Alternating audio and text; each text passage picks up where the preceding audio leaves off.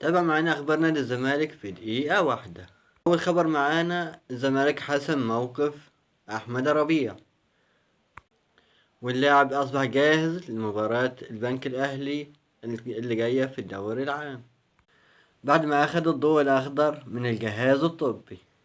أما عن تاني خبر النهاردة، الزمالك بيوقع عقوبة مالية على اللاعب شيكو بنزا بسبب استخدامه للسوشيال ميديا في أمور تخص الفريق، وده اللي أغضب فيريرا جدا. أما عن تالت خبر معانا النهاردة، فإدارة الزمالك هتعقد جلسة حاسمة مع اللاعب محمد السيد عشان يجدد عقده اللي بينتهي بنهاية الموسم. والمفاجأة، المهلة الأخيرة بكرة. أما عن رابع خبر، الزمالك بيرد بقوة على اتحاد الكرة بخصوص إيقاف دونجا، وبيأكد إن مفيش خطاب خاص بيأكد